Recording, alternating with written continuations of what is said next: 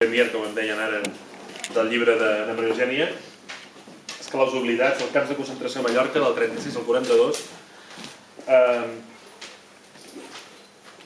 Tots la coneixeu, per tant, tots ja sabeu que està nerviosa, i per tant intentarem fer una conversa i perquè no s'arrapin els papers i els pugui explicar alguna cosa diferent respecte del llibre.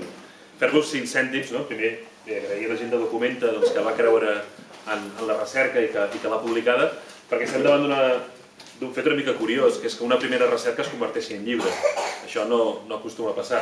Bé, passava al segle passat, al segle XX, la gent que es dedicava a fer recerca, però això ara darrerament no succeïa. Per tant, això vol dir que segurament estem davant de l'inici d'una carrera d'algú que pot fer aportacions al que és la història de Mallorca i en aquest cas la història de la repressió durant el franquisme.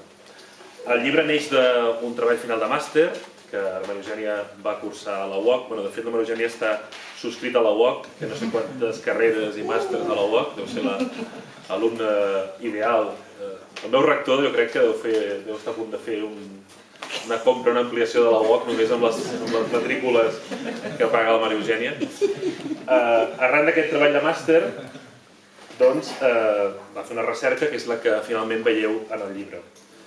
La recerca se centrava en què és el que va succeir a Mallorca des del 36, des del cop d'estat fracassat que es converteix en guerra civil, fins, diguem-ne, als finals de la Segona Guerra Mundial. Això és interessant perquè a Mallorca, com a molts territoris de la resta d'Espanya, guerra civil no n'hi va haver. Bàsicament va haver-hi repressió i violència, guerra aquí no n'hi va haver. En aquesta zona, durant un parell de setmanes arran del desembarcament de les tropes a l'Anquitaballo, sí que va haver-hi enfrontaments, però la illa va caure ràpidament en mans dels militars sublevats. I tot i així la repressió va ser molt cruenta. És a dir, percentualment, Mallorca és un dels territoris d'Espanya on més repressió va haver-hi. Malgrat que no va existir una guerra que justifiqués aquesta repressió. Les formes de repressió són molt diverses. Hi ha repressions econòmiques, repressions violentes, repressions, diguem-ne, de control social. La Maria Eugènia es va centrar en un tema que semblava que no tenia massa recorregut, que eren els camps de presoners a les illes. Semblava que no tenia massa recorregut perquè el que sabíem fins ara és que, bàsicament, Formentera és el gran camp de concentració de càstig contra els republicans i contra la gent que està no suficientment adherida al règim, i que a Mallorca potser hi havia hagut algun camp, però coses petites, coses funcionals per alliberar les presons, Camp Mir i algunes de les presons que s'instal·len per la illa, i que per tant no era de massa rellevant. Clar, la sorpresa va ser descobrir que no, que això anava molt més enllà. Com va acabar aquí, en aquest tema, la Maria Eugènia? Bé, ella mateixa ens ho explicarà, però si aneu a la pàgina 131 veureu que ja hi ha una certa tradició familiar en interessar-se pels camps de presoners a Mallorca. Bé, per tant, si et sembla bé, faria una mica de conversa. Comença explicant-nos per què una persona de Sant Llorenç s'interessa per fer una recerca sobre els camps de treball a Mallorca. Bé, jo vaig començar la meva recerca que coneixia 2 camps a Mallorca i el camp a Formentera. Coneixia el d'Artà perquè havia estat moltes vegades i gràcies també a l'estudi d'en Jaume Morell, que és allà darrere, i d'un estudi que va poder accedir d'en David Ginan, que va publicar a la revista Randa. Va poder anar interessant-me pel tema i a damunt, així com anava obrint i augmentant la informació, com que s'estava desbordant i de cada pic hi havia més informació i més camps on centrar-me. En un primer moment, com he dit, només n'hi havia 2 i en Quebat en més de 20. I per això de cada pic hi havia més interès. A un principi, l'estudi estava centrat en totes les Illes Balears, però en l'envergadura que agafava Mallorca, vaig decidir centrar-me només a l'illa de Mallorca, ja que les construccions i els camps de concentració eren molts. Hi havia un nombre molt elevat. Aquí és important fer una precisió, és a dir, per quin motiu no sabíem que a Mallorca hi havia hagut camps? Doncs no ho sabíem perquè la memòria és selectiva, la memòria de la gent és selectiva, i la gent no se'n recordava que hi havia camps. Sí que sabem, si aneu a Manacor, sabeu que hi ha el camí dels presos. Clar, ningú havia fet la connexió entre que aquell camí dels presos es referia realment als presos que hi havia existit, no? O, ara no sé si recordes el cas de Sa Pobla, que el camp de concentració és un casal al centre del poble. És evident que la gent del poble, que va viure en aquell període, va conèixer això. En canvi, la gent ho havia oblidat. Però l'altre factor és que a Espanya els arxius, tot i ser públics, no sempre tenen un fàcil accés. I el que la Maria Eugènia troba és una porta d'accés a un arxiu riquíssim, que és l'arxiu militar. Si pots explicar una mica què vas trobar a l'arxiu militar i per quin motiu ho vas trobar tu i no va trobar-ho una altra persona? El motiu? Realment no el sé. Vaig anar allà i vaig demanar accedir a les camps de concentració de les Illes Balears i s'anava desmesurant la informació. Les primeres vegades que hi vaig anar vaig trobar gent molt amable, gent molt atenta que no traien caixes i caixes i cada vegada hi havia més camps i s'havien d'anar seleccionant. En primer lloc hi havia els camps denominats de treball que no eren d'extermini. Després vaig trobar uns camps més petits que són, diguem, ja depenent d'aquest camp més grossos, però es per aproximar-nos en el lloc de treball. I després ja hi havia camps de l'explícita postguerra que eren camps directament d'això no sé què se diu. De treball? No, de treball no, de militars, d'instrucció militar. I aquests ja se trobaven més enllà del 42. Per tant, se va poder accedir a més de 26 caixes de material, a vol va haver de seleccionar i després de seleccionar tot aquest material que m'ha sortit molt de pobles, Llumajor, Campos, La Pobla, Solla, Artà, va haver d'anar a visitar diferents arxius municipals on hi havia la informació ja més local d'aquests llocs. I per això... Per tant, diguem que la recerca fa dues aportacions molt bàsiques. Una és tenir llistat la nòmina de camps que teníem a Mallorca, que fins ara no la sabíem. Ara tenim una nòmina, sabem de quin volum estem parlant. Estem xerrant de 22 camps de treball i després de 5 de subordinats en els camps de treball grossos, que diguem. Estem xerrant de 26 camps de concentració només a Mallorca. El canvi és bestial, el canvi d'escala. Ara fa poc s'ha publicat un llibre d'un investigador, d'un periodista, que es diu Els camps de concentració a Espanya, que parla de tots els camps de tota Espanya, i a Mallorca només n'imputa 6. O sigui, només en té constància de 6. Clar, la Maria Eugènia ens diu, no són 6, són potser 26. Vull dir que, per tant, estem parlant d'un volum molt més gran. L'altre canvi és la cronologia, perquè fins ara dèiem, bé, això és una cosa que es munta durant la guerra. En canvi, els camps, com tu ara explicaves, la cronologia és molt més llarga. Pots explicar també com varia, és a dir, com afecta el que està succeint a la resta de l'Estat en aquests camps? És a dir, a Mallorca he trobat seleccionats camps entre el 36 i el 42. Entre el 36 i el 39 trobam camps que se dediquen només exclusivament a la construcció de carreteres. Construcció d'obrir una línia de carreteres al voltant del litoral principalment, ja que només hi havia camins de ferradura. En Franco, durant l'any 33 havia estat camp militar de les Illes Balears i sabia cert que no hi havia carreteres en condicions. I va aprofitar aquesta mà d'obra esclava, per dir-ho d'una manera, per poder construir aquestes carreteres. Posteriorment, a partir de l'any 40, trobam unes noves construccions que són les infraestructures de defensa. Per tant, els campaments que s'obrin a partir del 40, com són els d'Hortà, com també trobam alguns de les coves blanques de Pollença, ja estan dedicats exclusivament a construir una línia de defensa.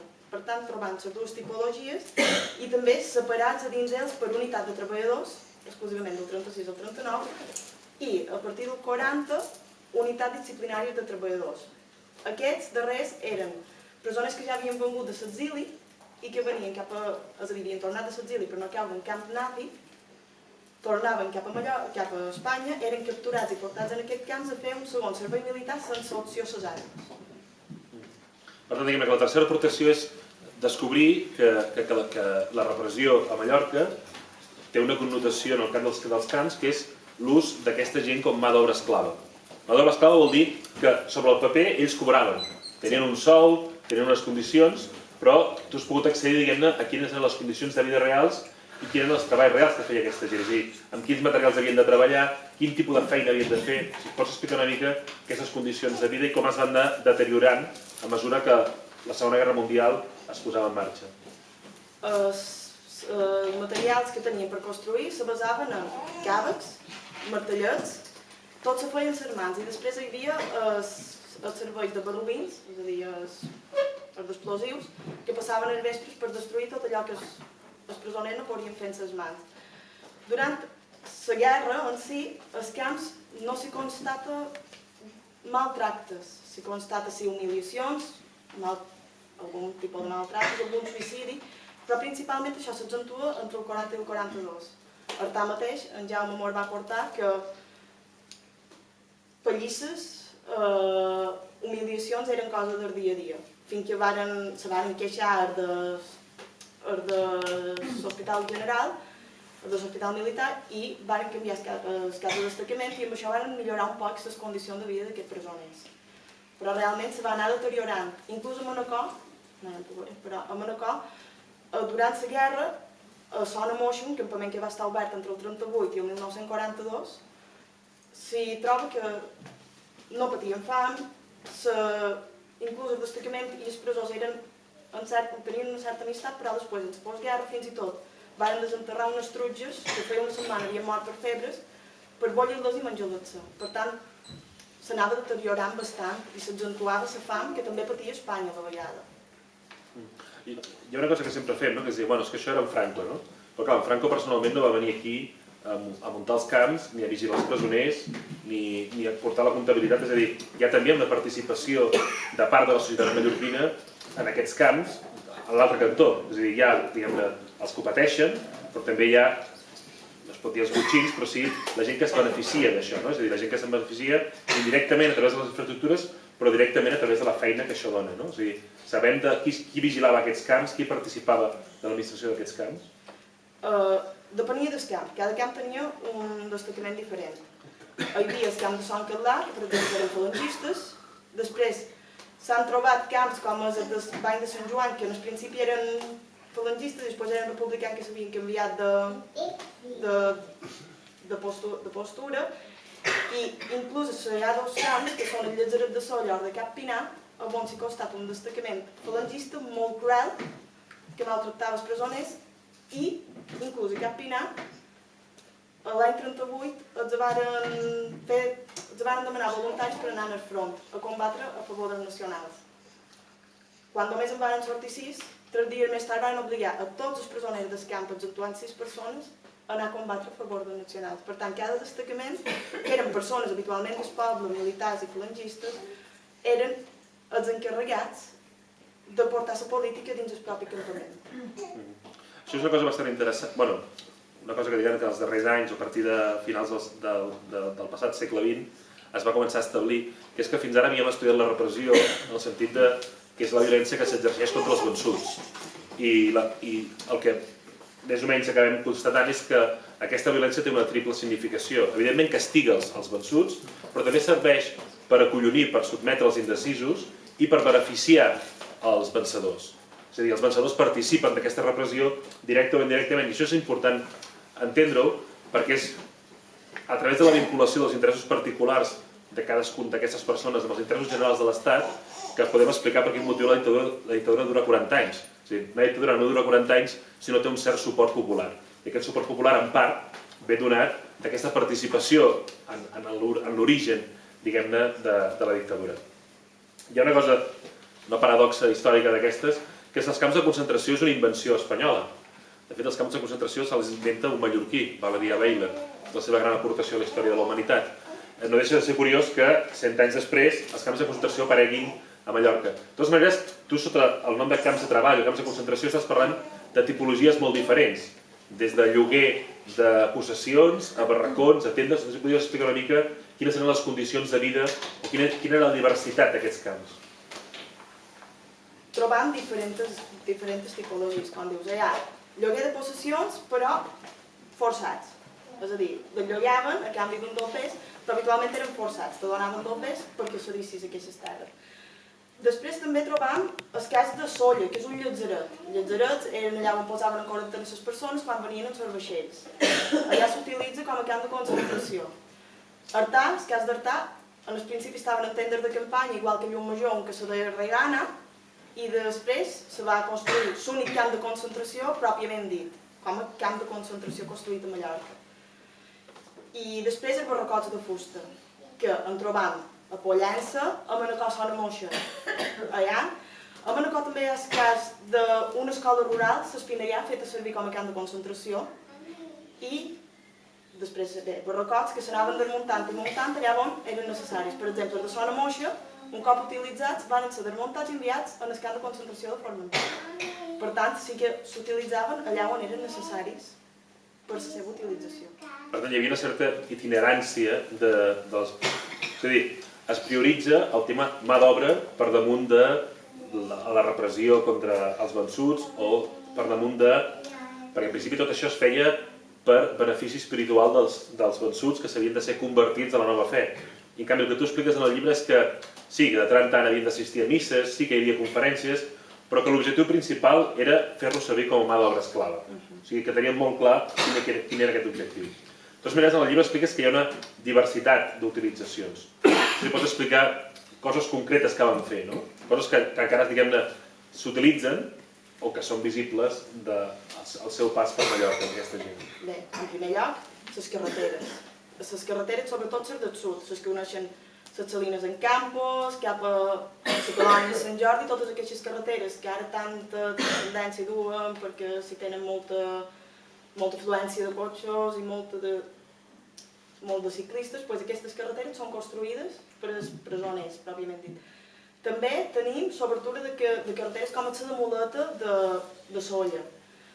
Un projecte que encara no ha estat acabat a dia d'avui, que és el ferrocarril entre la Pobla i el Cudi. I després les infraestructures de defensa, niu de metralladores i bateries de defensa que tampoc van ser construïdes. La de defensa és de la postguerra, en canvi la construcció de línies de carreteres, el ferrocarril i un aeròdrom són tots d'entre el 36 i el 39, durant la Guerra Civil. Quan parles d'infraestructures de defensa estàs dient els diferents búnkers que quan anem a banyar-nos a la Coma, tots aquests nius que encara veiem avui en dia. Això s'està fet per aquesta mà d'obra esclava. Per què es fan? A partir del 40, bé, el 1 d'abril de 1939 acaba la Guerra Civil Espanyola i 1 de setembre del mateix any es talla la Segona Guerra Mundial. Franco, el règim franquista, estava aliat amb una certa amistat amb les tropes de l'Eix. Hi havia un possible temor d'un desembarc de les tropes aliades o d'un atac cap a Mallorca. Per tant, va fer construir totes aquestes infraestructures per temor a un possible desembarc de les tropes de l'Eix o també un possible desembarc de les tropes republicanes que feia poc que havia passat. La invasió de la Vall d'Aran. Quan s'està acabant la Segona Guerra Mundial hi ha una invasió per part de tropes republicanes que han participat en l'alliberament de França ocupant la Vall d'Aran durant uns dies. Aquestes infraestructures de defensa són fetes amb aquesta finalitat, per aturar un possible desembarc republicà o de les tropes aliades. Dic que mai van ser utilitzades, se van abandonar completament fora ser utilitzades. Per tant, només se van construir. Però estem parlant de moltíssims nius de metralladora i moltíssimes fortificacions. No sé si pots donar números i explicar una mica d'on a on anaven i per què eren aquesta cobertura. N'hi havia, en total ja n'he documentat 160 en el litoral de Mallorca. Hi havia diferents zones. Hi havia la zona de Calvià, la zona de Llum Major que tots coneixem per aquells missatges que tenen tots els búnkers. Després hi havia la zona de Porto Cristo, la zona de la Coma, Cala Ratjada i després hi havia, que n'hi havia més de 40, tota la zona de la Badia d'Alcúdia i tota la Badia de Pollença.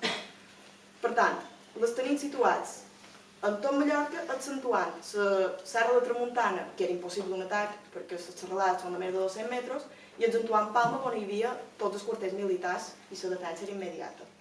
Per tant, sí que van fortificar tot Mallorca a base de niu de metralladores, la barrera natural de la Serra de Tramuntana i la ciutat de Palma. Hi ha una cosa que hem de tenir en compte, que és que posar un camp de presoners a Mallorca era un doble aïllament. És a dir, Mallorca és una illa, com bé sabeu, però clar, el camp era una altra illa dins de la illa. És a dir, que sovint la seguretat era molt relaxada, perquè no tenien on fugir aquests presoners. No sé si tens documentat algun tipus d'intent de fugida o algun tipus de gent que es perdés, que intentés marxar dels camps de treball. Hi ha dues persones que en Jaume ja va posar en el seu llibre, d'Artà, i també té localitzada una de Llum Major, que també va intentar fugir, però a aquesta persona li va anar bé. Varen ser trobats, òbviament, de Mallorca, poques sortides allà per Metzger. Ja ho deia un pres, a un del llibre, Joan Crespí ho va dir, de Mallorca no se pot sortir, és una presó, Mallorca. Per entendre-ho, seria una mica com el que els passa als francesos 100 anys abans a Cabrera, quan els deixen allà a Cabrera els diuen, bé, no fa falta guardians perquè de Cabrera no podreu fugir en unes condicions, evidentment, que són diferents, no és exactament el mateix. Fins ara estem parlant de camps de presoners on bàsicament hi trobem mallorquins, o hi trobem gent que retorna després de la guerra pensant o creient en les promeses de Franco que si no tenen delictes de sang no els hi passarà res. Però tu has documentat una cosa que no sabíem, que és que als camps de presoners de Mallorca hi trobarem estrangers. D'on surten aquests estrangers i si tens una mica les nacionalitats? He pogut localitzar diferents vaixells que van ser capturats, sobretot a la zona sud de Mallorca, que eren de russos i grecs. Aquests les varen, és a dir, tenim aquests russos, grecs i italians, perdona, que les varen dur a Vistalegre, que és un camp de concentració que està situat de vora Porto Cristo, i tots venien de vaixell. I la curiositat és que dins d'aquests vaixells hi va haver dues dones localitzades. El que d'aquestes dones se sap en el moment que entren en el camp de concentració, però no en el moment que surten. Se suposa, possiblement les varen dur cansades, però no està documentat. Crec que aquests vaixells que venien de Grècia o que venien de Rússia venien amb la finalitat d'ajudar les tropes republicanes i que no van poder arribar a la península perquè van ser capturats i portats dins un camp de concentració per posteriorment ser repatriats cap a Cassera. Estem parlant de que fossin estrangers o mallorquins eren utilitzats com mà d'obra esclava, però aquesta gent, en la seva vida civil, anterior a ser presoners, no tots havien fet de picapedrers ni tots sabien fer anar una eina. Si pots caracteritzar una mica quin tipus de personal es tanca en aquests camps. Gabriel Riera, les seves memòries, Gabriel Riera és l'únic pres que queda viu ara a Mallorca, té 100 anys, especifica que principalment hi havia gent culta en el camp de concentració. És una curiositat, hi havia metges, hi havia arquitectes, hi havia mestres que durant la República havien exercit com a mestres, havien estat depurats i duit en el camp de concentració. Per tant, sí que trobam picapedrers, trobam gent de poble, gent normal, també trobam arquitectes, trobam metges, per tant trobam una barreja de tots els tipus d'oficis, que diguem. I habitualment eren més castigats mestres, metges i arquitectes que no pas picapedrers. És a dir, hi havia un càstig volgut cap a la intel·ligència que havia dut una mica les regnes de la Segona República a la illa. Sí. Pots explicar una mica més com era aquest maltracte que tu dius, en què es concretava? Es concretava que, per exemple, quan se repartien les eines per anar a fer feina, a un metge, si li deien que era metge, li donaven un pic. En canvi, si era un picapedrer, li donaven una senaia. Per tant, qui havia de picar era el que tenia uns estudis. En canvi, el que era picapedrer o el que era fontaner era el que havia de traginar les pedres. El càstig era superior per les persones que sí que havien estudiat i no per les persones que exercien d'una feina de poble. Que era un càstig, aquesta persecució. Jo abans començava dient a Mallorca no va haver-hi guerra, només repressió i violència, però també va haver-hi un relat. Es va haver d'explicar a la població què és el que succeïa, què és el que estava passant. Hi ha unes gloses que una dona major de Son Carrió ens recitava, la meva dona i jo, en què ella no sabia de lletra, però li havien fet d'aprendre unes gloses on ens explicava què havia succeït a la guerra i com els rojos eren els dolents, etc. En Jaume Morell les va saber localitzar. Llavors es construeix un discurs que ha de justificar el per què s'està fent el que s'està fent. Com es justifica no havent-hi guerra que existeixin els camps de presoners? És a dir, quina explicació es dona a la població que faci falta 20 i pico camps de concentració quan aquí no hi ha hagut enfrontament, no hi ha hagut revolució, no hi ha hagut guerra? Quina és l'explicació que es dona des del poder? Des del poder se dona... L'explicació és que han de seguir els ideals imposats per el nou règim, és a dir, l'adoctrinament i el càstig catòlic, l'imposició del catolicisme, l'imposició del nou règim i l'humiliació cap al règim o cap a la ideologia que se les havia imposat en aquest cas. No, sobretot em referia, perquè hi ha un moment del llibre que en parles, és a dir, el règim el que intenta explicar és aquesta gent estaven venent una ideologia que era antiespanyola, que era contrària als ideals propis d'Espanya, nosaltres estem retornant a això. I en aquest retorn hi havia aquesta cosa que se'ls havia de reeducar. Hi havia una voluntat reeducadora en els camps de concentració. I hi ha tota una ideologia, hi ha per exemple el que serà un dels psicòlegs del règim, Vallejo Nájera, que explicarà en els seus llibres com això de ser un roig és una malaltia degenerativa que té la gent i que el que cal fer és treure els nens de les famílies que són roges per poder-los educar a part per treure'ls aquest virus que se'ls ha inoculat de malaltia. Llavors, en el teu llibre expliques a vegades això, és a dir, aquesta voluntat d'extreure la maldat, aquesta maldat suposadament que tenen, i és una mica això de la rendició de comptes a partir del treball. Salvar les distàncies, si recordem, però un dels camps de concentració més famosos de l'Alemanya hitleriana tenia allò de el treball us farà lliures, és una mica aquesta dinàmica que hi ha darrere de la idea dels camps de treball. És a dir, la voluntat política és heu de treballar perquè heu de pagar les vostres culpes, el que passa que el règim, a més, juga a que ja que han de pagar les culpes, treure un rèdit econòmic. Perquè en principi se suposava que aquesta gent havia de cobrar per la seva feina, però cobrava o no cobrava? Aquesta gent no cobrava. Tot el que els cobraven s'anava a un compte comú a Madrid i en el llibre ho diu, part s'anava cap a la vestimenta, part cap a l'alimentació, part cap al manteniment del camp i la resta cap a aquest compte comú que era Madrid. Per tant, ells no veien res de tot el que treballaven. És a dir, que els presoners eren una màquina de fer del pes. Una màquina de fer del pes i mà d'obra esclava. En altres llocs, sobretot a Extremadura i Andalusia, s'ha documentat que aquests camps de presoners, a més, eren llogats a prohoms locals que els feien servir per feines privades.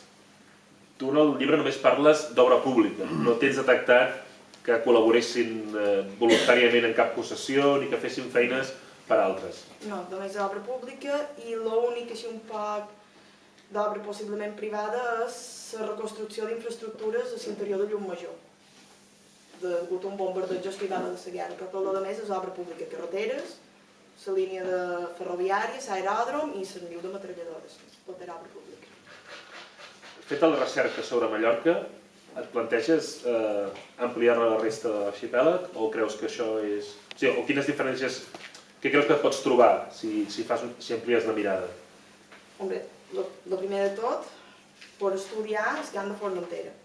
I per estudiar el cas menorquí, que entre el 36 i el 39 va ser republicana, i segurament hi ha camps de concentració que ja basats entre el 40 i el 42. Per tant, per centrar-me en l'illa de Menorca, bé, i les Pitiuses, però concretament per obrir Menorca, que no ha estat estudiada en cap àmbit en aquest cas. Passa que és probable que trobem que a Menorca també va haver-hi algun tipus de camps de detenció pels antirepublicans. Vull dir que potser et pots trobar una part de repressió feta per part de la República en plena guerra. Sí, possiblement sí. Perquè com que hi havia la repressió dels republicans sobre els soldats, per tant segurament trobaríem qualque camp de neteja o de concentració dedicat cap a aquests altres individus. Mentre això no arriba, tu en el llibre acabes dient, o acabes lamentant-te d'aquests nius de metralladores que s'estan destruint, que estan desapareixent, o el fet que ens quedi tan poca memòria sobre que quan creuem algun pont, potser aquell pont ha estat fet amb mà d'obra esclava, no? Llavors, quin creus que hauria de ser, o què es podria fer respecte d'aquesta memòria perduda? Recuperar les carreteres que ells van fer, que en aquell llibre se'n recuperen bastantes, aquest pont, documentar l'identitat d'aquests individus. Jo de moment tinc entre 3.000 i 4.000 documentats. Documentats vols dir nom? Nom, cognoms, procedència i ofici, en bastantes ocasions.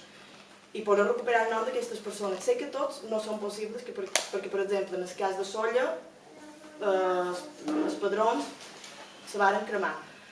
La majoria dels presos han estat trobats empadronats a les localitats allà on treballaven en el camp de concentració, això no ho havia dit.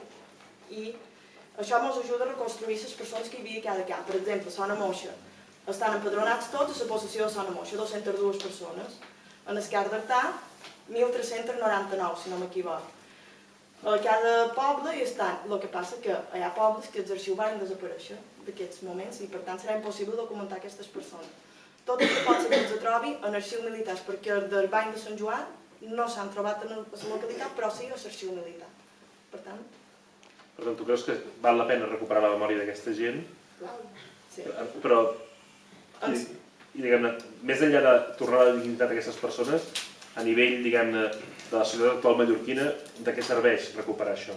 Ens ajuda un poc a aprendre que som avui perquè degut a aquesta guerra i a aquesta repressió sorgim nosaltres i entendre un poc més en quina finalitat van ser construïdes les carreteres, ja que, com podeu veure, gairebé totes són en el sud i el manco sabem que van ser construïdes amb una finalitat de defensa. També entendre per què hi havia aquests nius, aquests búnkers, o entendre, i ajuda-nos a entendre una mica més el que va passar en aquell moment i per què hem arribat aquí on som ara. Ara fa poc temps s'ha obert a Terol, que és l'única capital de província que canvia de mans. Primer és del cantó franquista, els republicans la conquereixen i tornen a conquerir-la els franquistes, per tant és una de les poques capitals de província que canvia de mans durant la guerra. S'ha fet un gran centre d'interpretació, recuperant la dignitat de la gent que va patir allà, però a més, diguem-ne, museïtzant, convertint en museu, un museu que es pot visitar a aquella zona. Tu creus que hi ha prou patrimoni o prou llegat aquí com per fer algun centre d'aquest estil? Sí, però no només en els camps, també en la repressió, els afusellaments, els assassinats, el cas de Sardona, la repressió femenina, sobre qui va passar per Cansades, que ja hi ha el llibre del Margalí de Capellà i altres llibres, però tot això se podria recuperar a dins un centre similar a Terol, recuperar tot el que va passar durant aquesta època a Mallorca. Bueno, almenys estem recuperant la memòria de Talaiòtica, ja anirem avançant, ja arribarem a poc. Bé, la idea era fer aquest diàleg, però si algú té alguna pregunta, algun comentari, algun dubte. Els temes, una mica banal, que és l'aspecte formal, com apareixen aquestes cases. No deu posar expedient, deu posar que camp X, zona moixa. Formalment, com estan aquestes cases? La informació està tota desorganitzada. D'organització no n'hi ha. Tu demanes, allà vas a l'arxiu i te dius vull saber sobre el camp de concentració a Mallorca i te comencen a treure caixes desorganitzades. A on hi ha? Entre el 36 i el 56, 60. Inclús hi ha aquests camps d'instrucció que he dit, per exemple, Son Soradeta, Zona Moixa, se va utilitzar com a camp d'instrucció. Per tant, la feina principal d'aquestes 26 caixes va ser organitzar-ho després amb Excel i amb diversos eixos cronològics per poder organitzar, perquè tot estava totalment desorganitzat. El que hem d'entendre és que el funcionament dels arxius militars sembla una mica a l'arxiu civils, però és exactament el mateix. És a dir, on va a consultar l'arxiu intermig, que és com es coneix l'arxiu que cobreix l'arxipèlag de Mallorca. Se suposa que allà concentra la documentació, n'hauríem de fer la tria, la conservació, la selecció, i un cop fet això ha de passar a l'arxiu històrico-militar. El que passa és que durant molts anys no hi ha hagut arxivers destinats a fer aquesta tasca i, per tant, la diferent documentació que s'ha generat en diferents punts de les illes ha anat a parar allà i tal com ha arribat s'ha guardat. Per tant, tu obres una capsa i el descriptor pot ser un i el contingut pot ser un altre qualsevol. La cosa que abans jo li volia fer explicar a la Maria Eugènia és que ella té la sort que quan va a l'arxiu es troba que hi ha un canvi de personal. I és aquest canvi de personal el que canvia el criteri. Vull dir, és una cosa tan esotèrica com això. Vull dir, ella arriba allà i la persona que hi ha allà diu sí, d'acord, Camps, cap problema, aquí ho tens.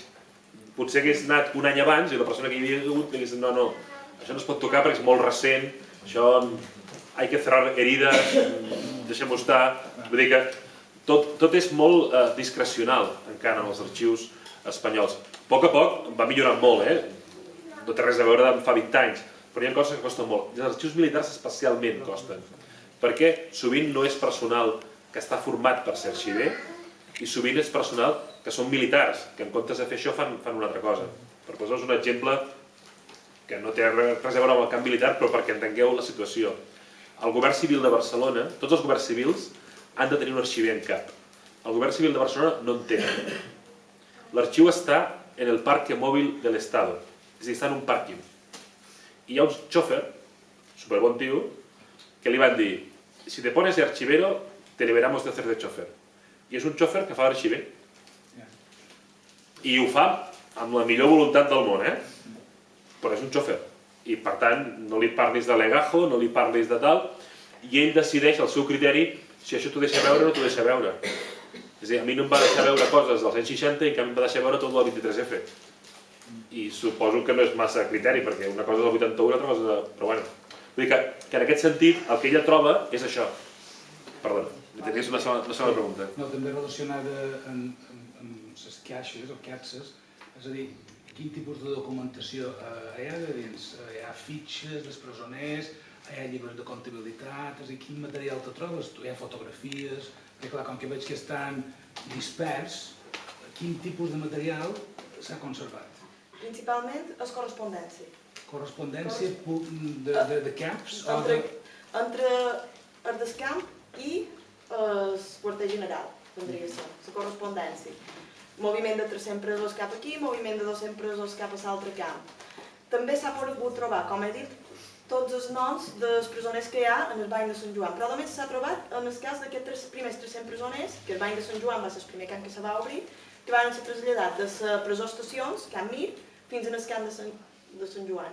No s'ha trobat d'altra llista. I després hi ha un bloquet molt curiós on xerra dels primers camps que se van obrir, capacitat per quantes persones hi havia, com eren les seves infraestructures, és a dir, si tenien llum elèctrica, si tenien llum a base d'oli, l'aigua i el telèfon. Però fitxes i fotografies, ni un. Però has trobat també inventaris. Inventaris de material. I també pressupostos. I... És a dir, s'intenta, quan s'encarrega una carretera, s'intenta veure què necessitaran. Després el que veiem és que segurament algú s'embutxacava de calés. Hi havia dobbers que desapareixien. D'intendència, no hi ha dades econòmiques de l'intendència d'esquema. Això estava molt a criteri de la persona responsable del camp. Clar, això feia que hi hagués camps on era algú del poble que coneixia els que estaven empresonats i que feia la vista gorda si venien la família dur-li menjar als presos. Perquè d'altra banda també era una forma de qui no s'havia de preocupar d'alimentar-los. I també sabem que en alguns casos hi havia contactes amb gent del poble. Clar, aquest camp que estava al centre de sa poble, és molt difícil que la gent no tingués relació amb aquests presos. Estem parlant, no sé, com si aquí que l'Escaleta fos al camp. Era molt complicat ignorar que això era present, i a més quan molts eren veïns del poble o veïns del voltant, de la comarca. O sigui, era molt estrany. En això de la poble s'ha pogut trobar escrits on el cap del destacament els deixava sortir per anar a fer un cafè en el bar de davant. És a dir, inclús en el cas de la poble sí que els feia uns paperets. Un paperet que els deixaven sortir, però això només en el cas de la poble. Després, per noms i tot això, ja ha hagut d'anar a arxius locals. Una curiositat, dins dels camps hi havia personal no militar fent-hi feina? Sí. I era dins un cuiner o dins... Això no estic segura, però sí que s'han trobat civils, guàrdies civils o la policia. Però sí que hi havia gent no militar que hi treballava. Hi havia, per exemple, el camp de Camp Farineta, situat a Campos. Hi ha hagut camps que sí. Hi havia, per exemple, tècnics. En la casa de construcció de carreteres hi havia tècnics que s'encarregaven de les qüestions, diguem-ne, que amb la força bruta no es podia fer, no? Des dels barrinaires que ja explicava abans, no? S'encarregaven dels explosius a l'enginyer, normalment era militar però no sempre, doncs, que s'encarregava del pont o del desnivell que havia de tenir la carretera. Vull dir, això més que lligat amb el que heu comentat, que se sabia que hi havia, que sabia que hi eren, que sabia que... Però que vaja, que no fan falta massa anys perquè s'acabi oblidant tot. També heu de pensar que el règim fa una cosa molt interessant, que és facilitar l'oblit a través de posar dificultats a la memòria. És a dir, una cosa que fa en el cas d'Artà, per exemple, no? El cas d'Artà és un camp que s'obre com a camp de presoners, però que amb el temps anirà evolucionant i serà un camp de soldats. Per tant, el que quedarà a la memòria és que allò és el camp dels soldats i quedarà esborrada la memòria prèvia de que allò abans de ser un camp de soldats havia estat un camp de presoners. I això succeeix amb moltes coses amb el franquisme, és a dir, s'agafen acròstics que abans volien dir una cosa i se'ls canvia el significat per esborrar la memòria prèvia. O sigui, aquesta mixtificació de la memòria és una cosa que el franquisme fa amb molta facilitat. Aleshores costa molt distingir aquest origen, diguem-ne, més repressor, perquè entremig han passat coses que fa que la gent se n'oblidi, no? I això ho veiem en molts casos, no? Passa en molts àmbits amb el franquisme, entre altres motius perquè tenen 40 anys per fer-ho. I això permet, doncs, que les coses vagin, que la memòria es vagi diluint, es vagi esfilagarçant i que tu puguis anar-la mixtificant. Jo era perquè tenim un cert remordiment. A l'origen històric serà més veritat. No necessàriament, no necessàriament. És a dir, sí que hi ha una preocupació pel franquisme sobre quin serà el seu llegat o el seu record, però això sobretot passa a partir dels 25 anys de paz. Aquí sí que hi ha una operació dirigida per el que serà ministre i després padre de la pàtria, Manuel Fraga Iribarne, que sí que crea un cos de gent que bàsicament la seva missió és intentar modificar el record que es té d'això, no? En Ricardo García de la Cierva, és a dir, tota aquesta gent que es posa al capdavant busca precisament això, mixtificar aquest record i ja no parlen de la guerra civil de la cruzada, sinó que parlen de 25 anys de paz. És a dir, anem deixant caure en l'oblit tot el discurs de la cruzada i ara ho canviem per 25 anys de paz. Estem recordant el mateix, estem recordant la guerra civil, però una cosa és recordar-la com la cruzada i una cosa és recordar-la com 25 anys de paz. I això és una cosa que el franquisme fa amb una certa gràcia. I és una cosa que llavors dificulta molt quan tu vols jutjar el franquisme, perquè has d'entendre que el franquisme va evolucionar. Això no dilueix el que vam fer al principi, però sí que dificulta la seva tiratació exacta de què va passar. Hi ha una certa sensació de que, bé, tot en general, com tota la part predadors, diríem en general, no hi ha un reconeixement de cap aquesta gent que va estar en el camp de concentració. Hi ha cap municipi o cap zona que sigui més patent, que sí que hi ha hagut un reconeixement, que s'hagi fet un homenatge, o està tot tapat i és... A la zona de Campos va posar una placa a les carreteres, de fet hi va participar en Gabriel Riera i en Carme Bonet, que és un polític que també està estudiant els camps de presoners, sobretot a la zona sud. Artà, no sé si heu fet alguna cosa, també, i a la part de Pollença, també sí que s'han fet homenatges, inclús en el camí després ho has fet a la part de Pollença, a les Coves Blanques, hi ha una placa que fa referència a aquestes persones. Aquí la zona d'Espinellà i tot això, res, no? No conec que s'hagi fet cap tipus d'homenatge. També cal considerar que la repressió van disparar una perdigonada, vull dir que la repressió tenia molts camps. Hi havia la repressió econòmica, la repressió més violenta al principi. A la zona de Manacor, sobretot, s'ha fet molta feina amb el tema de soncoletes, perquè és el que impacta més, no? Clar, hi ha altres repressions que no hem tingut en consideració. Hi ha una repressió que, per exemple, a Mallorca pràcticament no se n'ha parlat, que és la repressió de caràcter econòmic. Només s'ha parlat en referència a l'ex-batlle de Palma, no? I la requisa que es fa de les seves propietats, però sabem de tots els diferents, per exemple, propietats que tenien els sindicats i partits que van ser prohibits o van ser perseguits durant el franquisme, la major part no han recuperat aquest patrimoni s'ha diluït, ha quedat perdut en el temps, no? Únicament, al principi de la democràcia, els partits que van tenir continuïtat i poder van poder recuperar patrimoni. El cas del PSOE i la UGT, el cas de Catalunya, de Unió Democràtica de Catalunya, per dir que ara ja no existeix, però que va recuperar moltíssim patrimoni apel·lant a això, el PNB, el Partit Nacionalista Basc, però, per exemple, qui va heretar les coses dels anarquistes? Qui va heretar les coses dels partits d'esquerra que no van tenir continuïtat? Això es va perdre, i és molt de patrimoni. Ara, aquesta repressió l'hem deixat una mica com de banda, no? Ara, per exemple, el que s'està fent molta feina és la repressió de les dones, però fins ara la repressió únicament s'estudiava com a repressió masculina. I no, vull dir, va haver una repressió a les dones. A vegades, com a persones interposades, ja que no trobo el teu marit, ja que no trobo el teu fill, ja que no trobo... Tu pagaràs, però a vegades directament orientada cap a elles.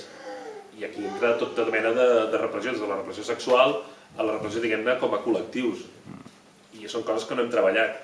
Llavors, clar, depèn de cada circumstància. És a dir, en els llocs on queda encara un presoner que és viu i un polític local que té interès sobre això, clar, aquí tens una major facilitat de tenir impacte social i que la gent se'n recordi. En el cas de Manacor, només que això del camí dels presos hauria de demanar que algú fes alguna cosa. Però és que nosaltres anem a banyar-nos i vaja, tenim búnquers al costat i mai ningú s'ha acabat de preguntar aquests búnquers qui els va construir. I amb aquest treball que els va construir mà d'obra esclava. Vull dir que també a vegades falta el polític o l'administració que aculli això, però també falta que la part civil es pregunti, escolta, i això què fa aquí, no? O això per què es diu d'aquesta manera, o això per què s'ha fet d'aquesta altra. I bé, una darrera pregunta, si va. La meva padrina té record que en el seu padrí el van dur un gent, quan tenia 70, per exemple, podia tenir 70 anys, el van dur un gent de concentració que estava per d'hora el d'en Andreu Frau. I havia per allà. Ella té un record molt difús d'això, perquè li van dur roba, la carretera, quan va estar per l'esport. Que fa aquell 4 per allà. Allà hi ha l'Espinallà. Sí, bueno, però l'Espinallà... Està anant a Fulanich. Està anant a Fulanich. No. Que seria més per davant anant de marcar ja per l'esport. Però ja t'he dit, és un record molt difús, ella no realment no deia per allà i... No, per la zona d'allà, bé, he trobat just veïnat de Zona Moixa, Vista Alegre, però allà 1,5 quilòmetres de diferència. Devia ser això. Pot ser, això era una possessió que les tenien dins el graner, allà on hi havia servicis, i després l'Espinallà ja tirant cap a De Vista Alegre, sí. És allà on hi va haver russos i els grecs. Bé, si us sembla bé, tenim una mica de patatilla i beguda i l'Eugeni us signarà tants llibres com